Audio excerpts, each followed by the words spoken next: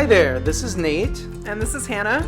And we are excited to talk to you about our new concrete vessels that we have just recently acquired at Troon. So I guess we actually received our first concrete vessel last year. It was a 7 hectoliter concrete egg. So that's about 180 gallons of wine, about this equivalence of about 3 barrels of wine. And that was delivered in the fall of 2022. So just in time for us to use that last year. But these new vessels just arrived here in early August 2023. And that's what we're really excited to put into production this year. So this year we got one 13 hectoliter Dolium, which is about 343 gallons, about 5.5-ish barrels there. And then we got 4 30 hectoliter rectangular Burgundy tanks. These have sloped bottoms and doors, so we are going to be able to ferment red wines with skins and whole cluster stems in there. And then in addition, they have lids, so we are able to age in them throughout the year. And Hannah, what is a Dolia? Or a Dolium, I guess I should say. A Dolium, many Dolia are similar to a Georgian Crevry. They are a kind of inverted egg shape, so they have their large bulb up at the top, and then they narrow down to a pretty skinny point at the bottom. That allows them to settle out pretty well, and so you still get that you still get the lees contact with the juice, and the concrete impact, but you don't get the same kind of stirring of the lees as you do in the concrete egg. Cool. So I guess I wanted to talk a little bit about like why we chose the tanks we did. So the tanks that we got are from Namblot, which is a company in France. They're located just outside of Paris now. And they have a very long history with working with concrete. The company was started in 1922. And what really drew us to using the Namblot vessels, as opposed to some of the other options that are available, is that Namblot has been doing it for so long that they still do it in the same way. They make their concrete in the same way that they made it in 1922. So it's still basically pure concrete. Yeah, there's like rebar inside of it for like strength, but they don't have any polymers or additives to their concrete. So that's unfortunately that makes them both a little softer and a little heavier than like quote modern concrete. And that's why unloading them and getting them into place is so complicated. But that purity, it's also, they're more like elemental, right? It's just the pure concrete, the rock, and that also allows them to breathe. So some other concrete makers who use these like not plasticizers, but hardeners or other types of additives, which allows them to make a lighter, stronger concrete, but that also makes it a lot less pervious, and those vessels cannot breathe allow for the gas exchange in the same way as the Namblot vessels. So we decided to go with the Namblot, just the proven track record and kind of that purity behind their construction. So we wanted to bring concrete into Troon because we really believe in the purity of fruit coming in from our vineyard, having the truest expression of what we are achieving in the vineyard with our biodynamic and regenerative organic farming practices, bringing all of that beautiful fruit into the cellar and just letting it speak in the way it wants to. So we already use neutral oak in our wines to highlight what we're doing out there. But that's you still have some oak influence from that. And as we can see in our wines, even with our very mature neutral oak that we use, we can still get some of that oak influence. And so concrete is truly flavor neutral and will allow that purity of fruit to come through. Yeah, and so what's also interesting about concrete is while being flavor neutral, it's not like texture neutral. So like I think what's so intriguing about the use of concrete in winemaking is that it definitely doesn't add anything to a wine that it didn't already have. So with oak, you're adding fundamentally different flavors, different compounds that come from the oak. The oak tree, the wood itself, are being added as basically a flavorant, into wines, and we like those flavors, right? Or many people do, but that is coming from outside the grape.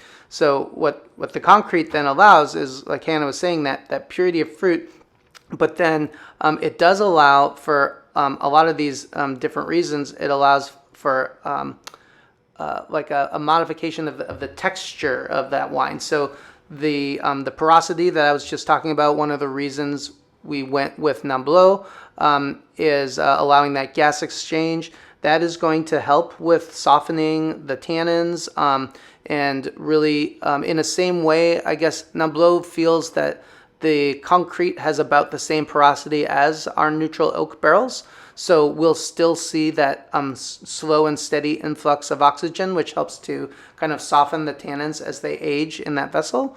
And then you get this textural element that seems to come from concrete vessels, is just this kind of breadth and weight, particularly in the mid palate of wines, just seems to add this nice texture element there. Another benefit of concrete is how heavy it is, how thick the walls are, and how much concrete there is between the wine and the environment outside. So we get these incredibly cool, long ferments, and that's exactly what we like here at Troon. We like these long, slow ferments that allow us to do a really slow extraction of flavors, colors, tannins from the wine, and the concrete is just going to help do that.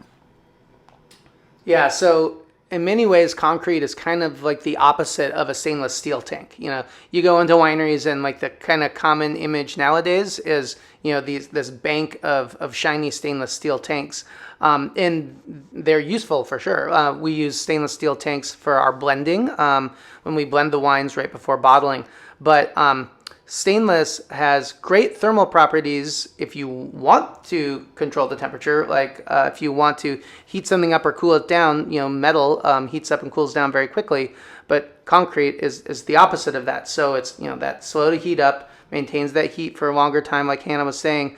But then this also holds true for aging. So when we are aging wine in those concrete vessels, the cellar temperature can fluctuate a couple of degrees, certainly, throughout the day, or if you have to, have one of the cellar doors open for a while, if you're moving barrels around or something, the temperature can change a little bit. But these concrete vessels are just so thick, like that's such a slow movement there that their temperature won't really even budge. So even long-term aging, that's going to be a very stable temperature environment for that wine to age in as well.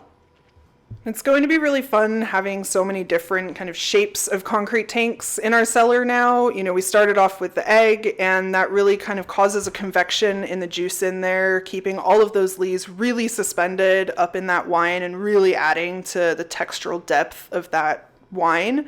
But now we're going to have the dolium, and that's going to just completely change, that cycle of sediment in there and kind of how the wine is interacting with those lees. We're going to have these rectangular tanks that are going to be fermented and aged in, and will kind of, again, add a different aspect to some of our wines there. So it's going to be a really fun year getting to play around with all of these new tanks and new fruit.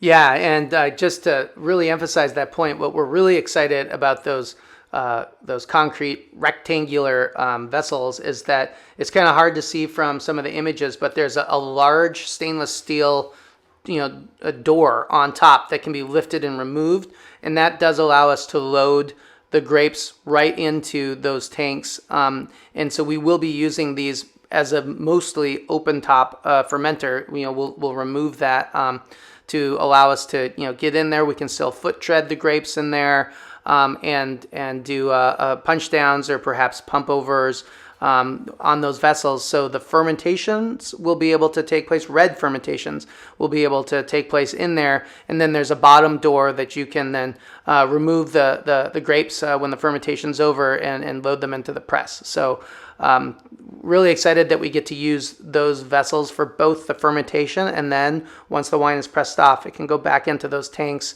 and get sealed back up to age. So very, very versatile to be able to use those tanks all year.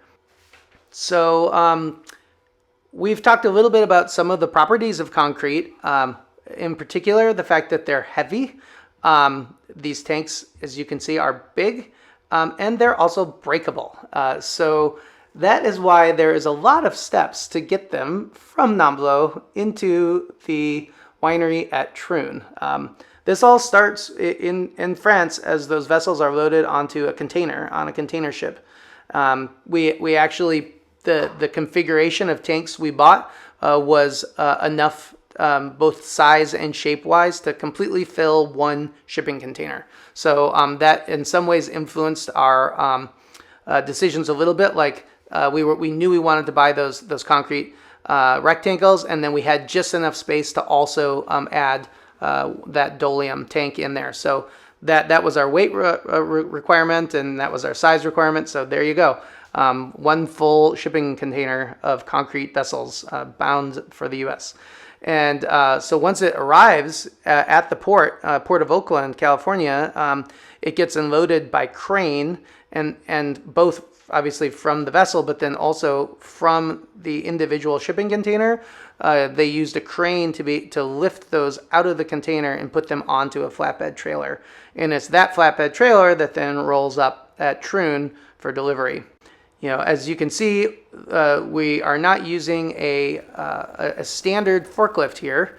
I'll let Hannah talk about that because she got the fun duty of driving and this nervy process of driving and unloading them. Yeah, so our forklifts that we have here at the winery can hold about half of one of these concrete tanks, and that was not going to be nearly enough to get them off. So we got this very fun, very large, very scary telehandler that we used to pull them off of the truck. It was a pretty slow process as we're out in the Applegate Valley here, and we don't really have a nice wide entrance to our winery, so we have to unload a lot of things from the street, and that included these concrete tanks. So they got to have a nice little drive down our gravel road before. And these are 9,000 pound tanks. Yeah, tanks. And this is a 10,000 pound telehandler. So even with the size of that piece of equipment, we're still like barely within limits there. Yeah, you could really feel the load shifting from side to side as we picked it up and took it down. So when we got all of the concrete tanks unloaded off of the truck and into our crush pad, we realized that the telehandler was not going to be fitting through the front door of our winery, and so we worked with some local places and got a nice warehouse forklift that was going to make it a lot easier to get those through the door and kind of maneuvered into place with the precision that we needed to get them placed on this concrete ledge where they'll be living for a very long time. Forever. Generations, decades, much longer than any of us. Yeah, and even with this this kind of large capacity warehouse forklift, driving those tanks in, there was still about maybe 2 inches to spare on each side of the tank as it went through the door. So that was exciting as well, getting it through that door. And then then you place 9,000 some odd pounds down on some 4x4s so that you can then spin the forklift around and come in from the other side to be able to place them finally onto that concrete platform that we have there, the elevated platform. And you end up, now you've got this thing flat on the forks, and you can't just set it down. It's because the forks are in the way. You need to be able to, set it down and drive back out. So you end up creating this weird little lever of like putting some wood in the middle so you can kind of set it down at an angle and pull out a little ways, and then kind of like set the back down, and then like use the forklift almost as a small crane to lift from the top of the vessel. There's some lugs up there that you can use lifting chains and lift the vessel up so you can pull those blocks out and then gently set it back down. And trying to do all that without all very slow movements, as I said, one of the disadvantages of the non-blow concrete is that it's fairly soft. So if you set it down a little too hard, or if it bumped the one next to it, you're definitely gonna make a small dent. Mostly aesthetic, because these things are thick. They're multiple inches thick, but still you want your tank to look nice and pretty in the winery. And like all vessels at Troon's, we abandoned the tank 1, tank 2, tank 13, tank 14 naming system a while ago, and we embrace Tolkien Lord of the Rings characters. And so what better names to choose for concrete vessels than the names of many of the dwarves? So we already have a lot of the humans and wizards and elves and hobbits, but the dwarves, we knew we were waiting for the concrete for the dwarves. So now we have Durin and Balin and Thorin and Gimli. They're ready and waiting for harvest of 2023.